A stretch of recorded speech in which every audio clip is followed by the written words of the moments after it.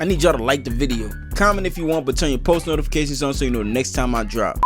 Up next, we got Indianapolis police chief on the recent shooting, pleading out to black culture. Your kids are monsters. He definitely refuses to hold back in this interview. Check it out. Good morning, everyone. 7 o'clock, 6 o'clock on your Saturday morning. We start with tragic breaking news out of downtown Indy. IMPD telling us that 7 people were shot and 2 have died in a shooting just a few hours ago. Police Chief Chris Bailey went straight to the scene near Washington and Illinois, and the chief did not mince words in a press conference just before 4 this morning. Take a listen. I don't know how many times I have to say it. We are not your children's keepers. You are. And parents and guardians have got to step up. A kid is dead tonight. And we just don't know the age of the young man down the street, still here, dead. He looks young. That was Chief Chris Bailey just heard from. Now, we have had multiple crews downtown since about 2 o'clock this morning. Our Anna Chalker is live downtown near where that shooting happened, and she was at the Chief Bailey's emotional address to the press. And Anna, what do we know so far this morning?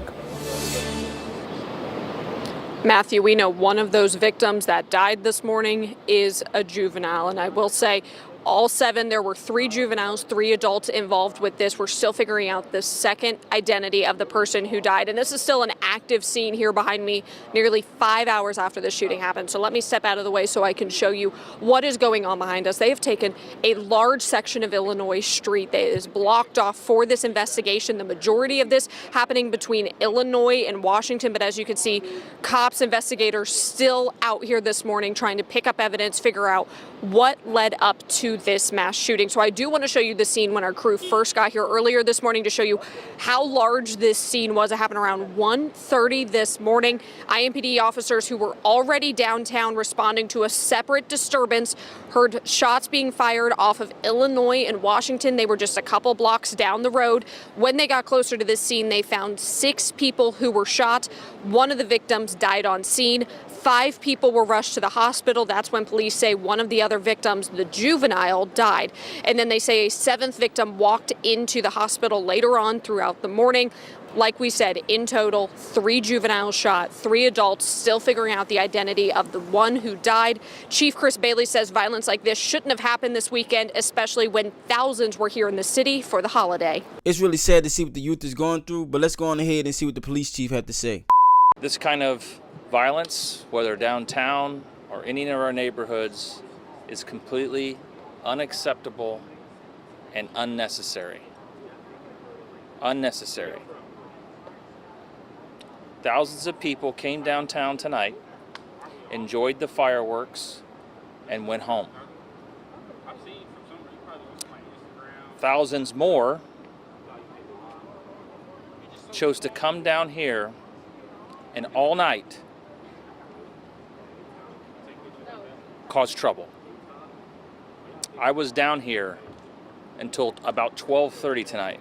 I worked with my officers, took the runs with them, dealt with the disturbances, dealt with the utter disrespect for our city, for our laws, and for law enforcement.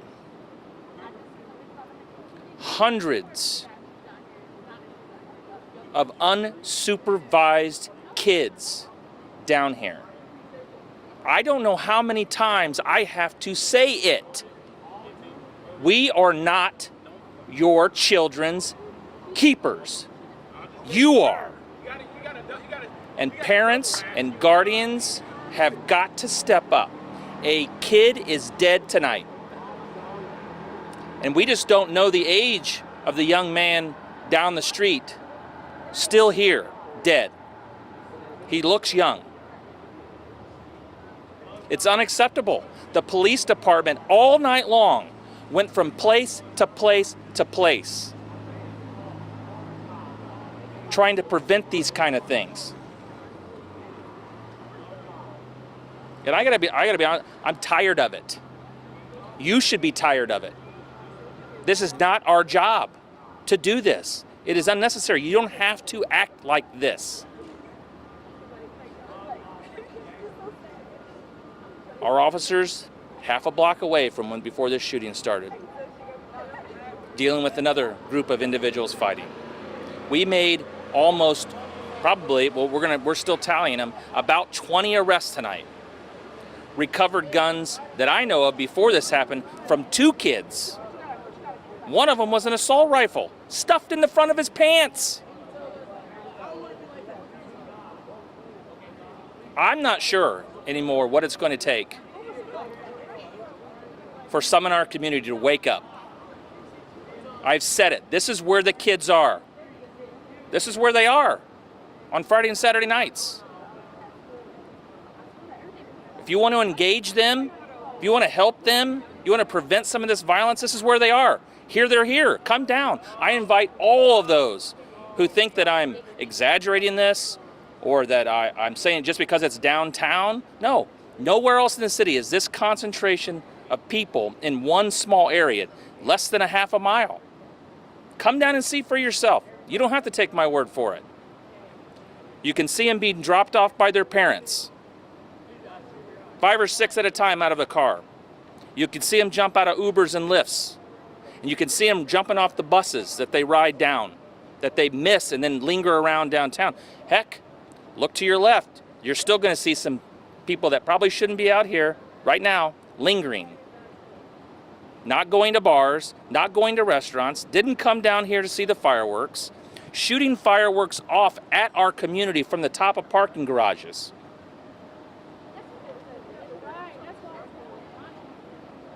Unnecessary. Any questions? Is it going to take other city departments to step up? And No, see, we keep going back to what's the government going to do? What's the city going to do? The city's invested in this. Millions of dollars the city, taxpayers, pay for police overtime to staff this 1 square mile area with, there was a couple hundred cops down here between state police and Capitol Police and IMPD and other police department agencies. Yes, we're going to keep doing our job. The city of Indianapolis, government, the police department is going to continue to do our job. We're not going to solve this. Not just by the police. We made 20 arrests tonight. Bailey, you're a dad. Yeah. What would you say to those parents out there? I don't understand it. I know where my kids are at all time. So maybe that's maybe I shouldn't be that way. 16-year-old daughter. I cannot imagine letting her roam around down here tonight like she was, like kids were. Unattended, unsupervised, nothing to do. Some of these individuals that were shot could have been very well not engaged in any kind of disturbance whatsoever. But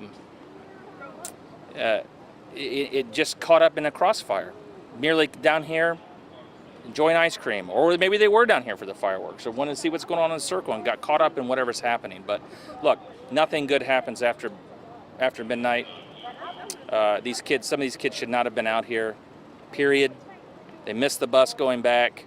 Was some of the stories that we heard. One of our officers prevented 2 young girls from getting into a stranger's car because they missed the bus to go back home.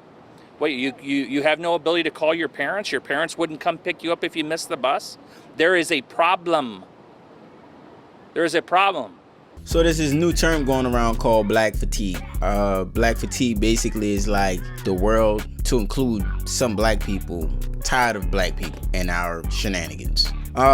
This cop's frustration is understood. I'm not gonna do the whole tribalistic thing, white man talking about black people. He is a mirror to our community as a reflection of what happens when the fathers are removed from the home. I can get in depth about it because I'm a product of the community, and so I understand the survivalistic mindset that these parents are probably going through. And so there's a gap in structure because that's what the man would provide, and it's all about surviving. Bro, listen, you think I'm finna sit on the phone with you for 8 months before you let me hit? First of all, I had one girl that was crazy in her mind. She like, okay, well, we've been talking for a few months and, I think you deserve it now because you waited long enough. Baby, you waited. I was hitting hoes. You got to realize like this. I was hitting holes until when you got a whole lot of options, it come off as less press. Like you don't really don't matter how long this take. Like it's just gonna be less press. So she's gonna be more willing to give it to you because you don't really seem like you really want it that bad, even if you do. Mom, what's the difference between a light bulb and a pregnant woman? What, Jesse? You can unscrew a light bulb. Drake. Why can't orphans play baseball? They don't know where home is. What do you call two lesbians in a closet? A liquor cabinet. God, Brian. Mom, what's the best part about dating a homeless girl? You can drop her off anywhere. Hey, Mom. Hey. A husband and wife are watching TV, and the husband just keeps switching channels from golf to porn, golf to porn, golf to porn. And the wife finally has enough of it and goes, Jesus Christ, can you just leave it on porn? You already know how to play golf. And squat. Why was the snowman smiling? Is it here? I don't know. Because he saw the snowblower coming down the street. You could really tell the laugh of a proud dad. I always say you never heard no nigga say, I'll be right back, son. Gonna get my grandfather. Get the fuck out of here, nigga. That gangster shit over, son. That gangster shit over, man. Yeah. I hate seeing gray braids. That's horrible. Fuck you doing with gray braids? I hate that shit. That's horrible. I hate I got a cousin that nigga 57, son. Sweet, the toughest nigga out, son. Gray braids. Gray braids. He wear glasses, don't he? He blind. What you talking about? Completely blind too, nigga. This nigga said glasses. That's how that nigga be too. That nigga, yo, son, we was in the bar one day, right? He like, yo, Wayne, yo, who that talking shit over there? Son, yo, Greg, nobody's talking shit about you, son. That nigga said, yo, he turned around, he said, yo, man, what y'all niggas talking about, son? He wasn't even facing nobody, son. He was facing the coat racks. What y'all niggas talking about, son? I'm like, yo, Greg, over here. I said, no, ain't nobody over there. He said, so, yo, turn me to the niggas that's... What? Turn me to the niggas that's talking shit. Yeah. That nigga ruffle man coats up. Fucking Nigga had a whole pea coat like talk about nigga. Slept the shit out of ordinance, man. Nah, real talk, whether you know it or not, it's a thinking man's game, for real. The world is connected now, everybody on the internet, we got AI technology, you chat GPT, this is a thinking man's game, so that old way of thinking, that shit aged out, that gangster shit is aged out, and now it's turning up that most of these niggas is snitches, you know what I'm saying, they with the feds ratting on each other and shit, so you already know them old ways of thinking is just, is played out, it's gone. I have a 9 to 5. The hat business is like my 9 to 5. I'm saying, do you have like a real job where you get a W-2 from? The hat business, strong wool, yes. You get a W-2 from there? I do. I'm a contractor, but yeah. So do you get a W-2 though? It's a 1099. You could definitely tell this is not his first rodeo. He done played this game 1,000 times with these hoes. He like, listen, do you have a W-2 or not? Because everybody knows that it is almost impossible to start a business. That's why most people don't do it. So if her business ain't making no money, what does it matter if you got a 10-922, a 10-922 or not? He looking for somebody with a W-2 so that they can pay bills together and not be wasting no precious money on somebody's dreams that she ain't gonna never see through. I just told her if I roll this and it land on a 6, she gotta give me head right now in the bathroom. Deal? Okay. Deal. Deal. All right.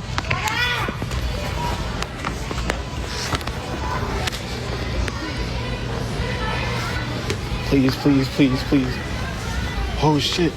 Oh shit. Oh my fucking gosh, bro. Okay, come on. Come on. Boy, I know a keeper when I see one. I know a keeper. I got the eye. I know a keeper when I see one, dog. Nah, she poo for real. That's probably why she act like that. You gonna be that poo, you might as well make it easy. We have a rule too where we don't tell anybody our personal business, no matter how close they try to get. What if you need advice? No. Y'all gotta figure it out together. We gotta talk. We would never mediate any problem we have with somebody else because all they're gonna do is use it against you one day. And my mom taught me that. Said no matter what, don't tell anybody what you and your girl going through or your finance or anything. And not even just use it against you necessarily. You could have 3 great years and have a 6-month stint where you're just going through it and you go to your friends or even your family and you start talking about stuff like that. They can never let go of that stint. I feel like it's also healthy to have an outlet, whether it's a therapist or counselor. It depends on the people. Like, people come to us, but they know we're confidential. You can just sense our energy that we don't care enough to expose you. We have too much integrity for that. We got some people around us too, but it's like, we don't argue. I be hearing some couples say they argue every day. I'm like, every day? Like, it's rare. Like, it's probably like once or twice a year. And then it's over a disagreement about business. Like, no, I think we should do it this way. But it ain't no like us. We're in the age of social media now, and so people find it entertaining. I guess no, they see it more as like a status symbol to expose or broadcast their relationship. And a lot of times the pressure that comes with the opinions and commentary of others, but especially when those periods where you're in a downtime in your relationship and it's being tested, having that extra burden of other people's opinions in those moments is what leads to the ultimate destruction of relationships. So it's better to keep everybody out of your relationship from the jump. So when you're quietly going through those periods of adversity, you can do it successfully without having to burden everybody else's opinion and thoughts. Yeah, because they can get like that. They can.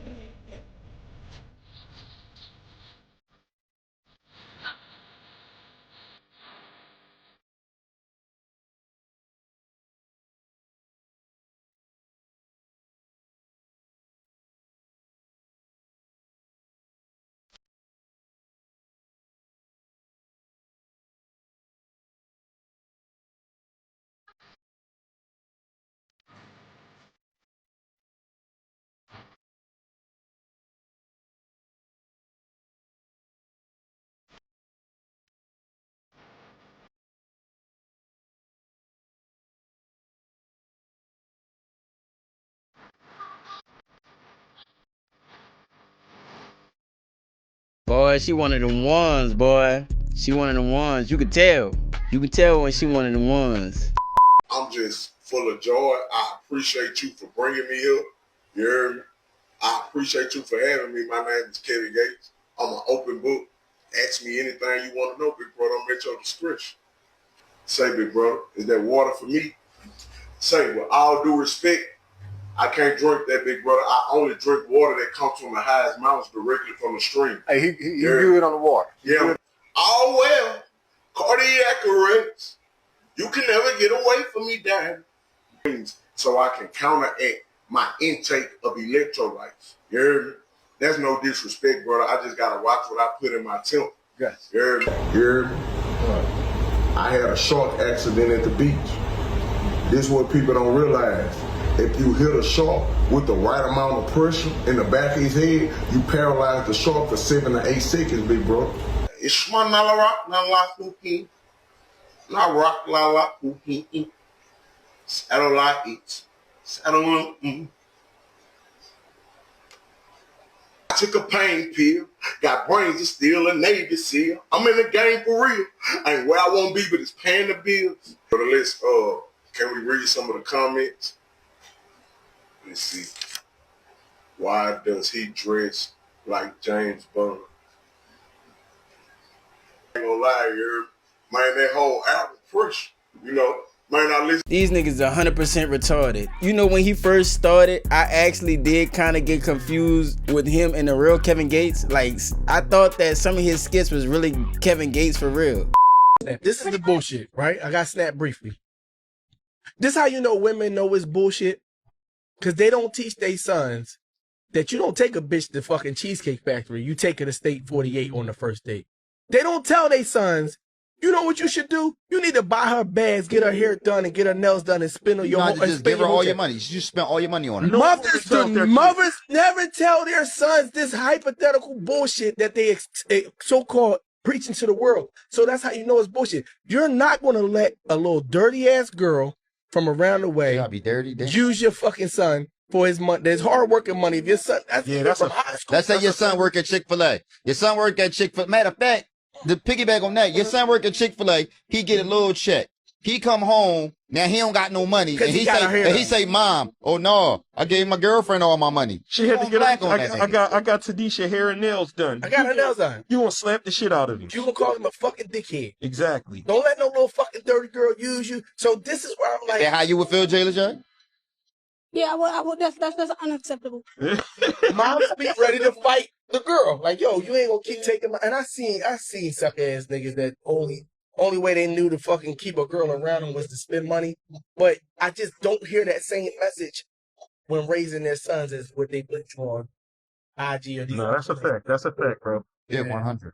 About to snap. This is the bullshit. I've watched women on podcasts and panels advocate for somebody's child to take them on as a single mother with 5 kids. And then when the question is phrased to them, well, let's say that you have a son, right? Let's say you sacrifice your whole life for him, as you are doing right now. And he works to become a doctor. And lo and behold, through all the sacrifice and pain, he finally becomes a doctor. But there's this woman that he meets at a restaurant as a waitress, and she has 5 kids by 5 dads. Would you tell your son to take her and her 5 kids on? And they immediately say no. And when you try and square the circle and ask them, well, how could you ask somebody else's child to take you on, but you wouldn't want that for your son? They have no answer and they just deflect. It's crazy. Everybody shut the fuck up. Hey, shut the fuck up. Let me tell you something right now. If you made it this far, check out the last video we just did where a young lady on TikTok was letting us know how she was once homeless and on welfare, but she pulled herself up out of that, and so therefore she has no sympathy for anybody complaining about losing food stamps.